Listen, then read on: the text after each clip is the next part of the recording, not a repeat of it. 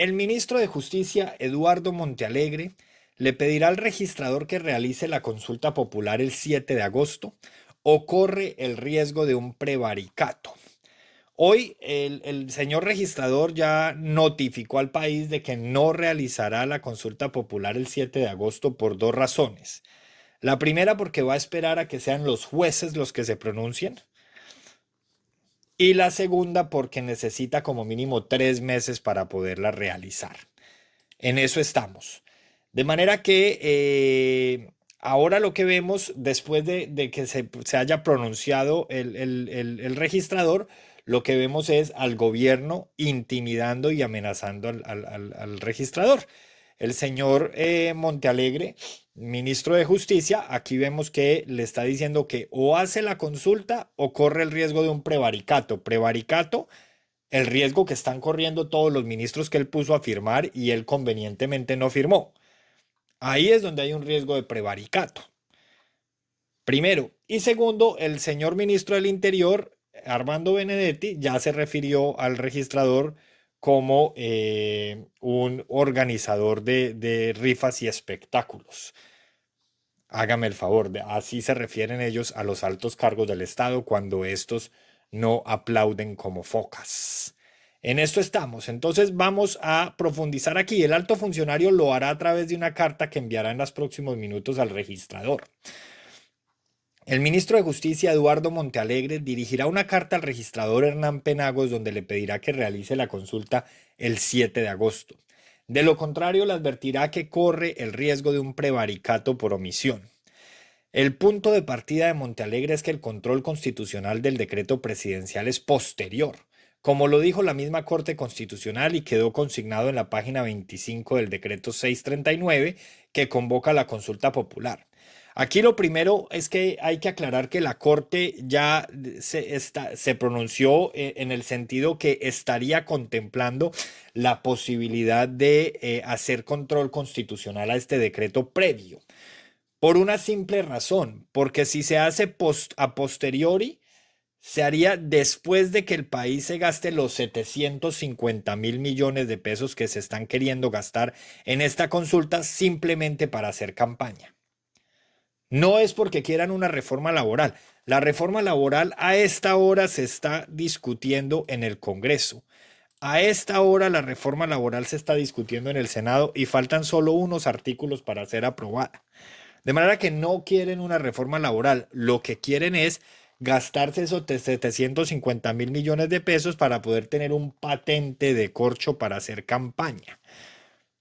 Y en ese sentido la Corte dijo, nos vamos a pronunciar, a hacer control previo, porque así se podría evitar que se gasten esos 750.000 millones de pesos. Luego, la jugadita del gobierno, los que siempre criticaron las jugaditas, la jugadita de ellos en esta ocasión es que la Corte haga control posterior, porque pues ya después de haber hecho campaña, ya después de haber votado, ya después de haber hecho la consulta y de haberse gastado los 750.000 millones de pesos, pues qué más da que la Corte salga a decir que eso no tiene efecto y que todos teníamos razón y no la podían decretar de la manera dictatorial que la están decretando. Asimismo, sería algo muy parecido a lo que acaba de pasar con Armando Benedetti en días previos, que salió un fallo en el que se decreta ilegal el nombramiento de él como embajador ante la FAO, pero ya para qué. Si ya Armando Benedetti renunció a esa embajada y ahora es ministro del Interior. ¿Ya para qué? Lo vergonzoso es que haya salido Benedetti a decir que si él con la experiencia en el Congreso no se le homologa como si hubiera hecho un posgrado, pues entonces que estamos en la olla. Pues sí, estamos en la olla. Porque no se puede homologar la experiencia como congresista al nivel de un posgrado. Se acabó la discusión. Lastimosamente en el Congreso de Colombia tenemos muchos que ni siquiera son profesionales. Si acaso terminaron el bachillerato, es que ser congresista es muy fácil. Para ser congresista lo único que se necesitan son unos votos y un aval de un partido político, no es más. Entonces, ahora no me vayan a decir a mí que porque son congresistas y acumulan unos años de experiencia, entonces ya tienen un derecho a un título de posgrado. Háganme el favor. Pero bueno, continuemos aquí. Según el ministro, es imperativo el cumplimiento de sus funciones constitucionales. De lo contrario, sí habría ruptura institucional. Tenemos claro que el señor Montealegre llegó a este Ministerio de Justicia a forzar a funcionarios públicos a que cometan o a que hagan lo que ellos dicen, así estén prevaricando. Eso está claro. En la misiva, Montalegre dirá que hay razones jurídicas que se encuentran en la motivación del decreto presidencial que son suficientes y constituyen un título jurídico para actuar sin temor o dudas de incurrir en una actuación ilegal. A los señores del Ejecutivo hay que dejarles claro que ellos no son el Poder Judicial, ellos son el Poder Ejecutivo.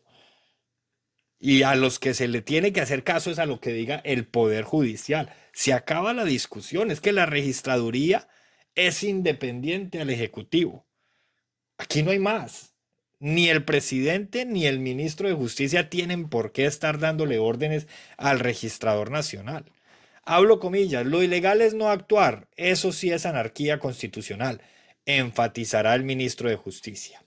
A juicio del exfiscal general, no es un tema que se pueda someter a actuaciones administrativas que pretenden establecer posturas de diferentes organismos. Posturas que no aportan más que opiniones y máximos conceptos no vinculantes, como los de la sala de consulta del Consejo de Estado. Montealegre también le dirá a Penagos que el nutrido debate jurídico en diferentes instituciones no es razón para detener su actuación. Tampoco es una catástrofe institucional o un hecho inédito. Es un signo de una democracia sana que canaliza sus desacuerdos a través de vías institucionales que permiten diferentes puntos de vista.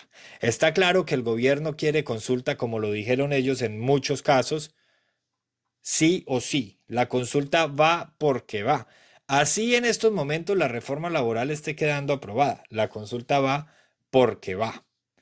El registrador Hernán Penagos argumentó, entre otras razones, el alto costo de la consulta popular que, según sus estimativos, podría superar, oiga bien, superar los 750.000 millones de pesos.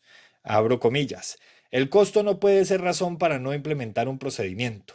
El registrador Hernán Penagos dice que esta consulta cuesta 750.000 millones. La anticorrupción de Claudia López costó más de 310.000 millones de pesos y no prosperó. Pero eso no indica que no debiera seguirse el trámite, expresará. O sea, ¿alguien está leyendo al ministro de Justicia? Esta vale 750.000 y de Claudia López en otro momento, en un momento en el que el Estado no estaba desfinanciado y no se había violado la regla fiscal, esa valió menos de la mitad de lo que está costando esta y el señor dice que entonces son comparables en términos de costo. Aquí lo que tenemos es a un ejecutivo indolente, no les duele el fisco, porque claro, lo que nada nos cuesta, volvámoslo fiesta. Y rematará.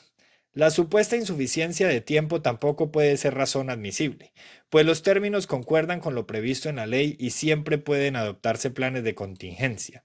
Eso es ya de competencia del registrador.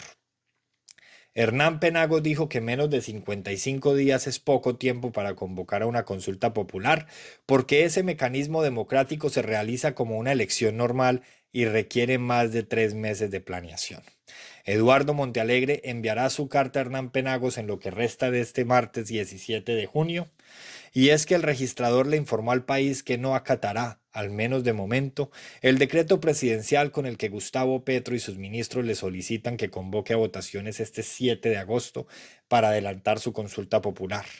El jefe de la entidad electoral informó que prefiere esperar a que la Corte Constitucional y el Consejo de Estado decidan la suerte jurídica de varias demandas contra el decretazo para poder, eventualmente, poner en marcha la consulta.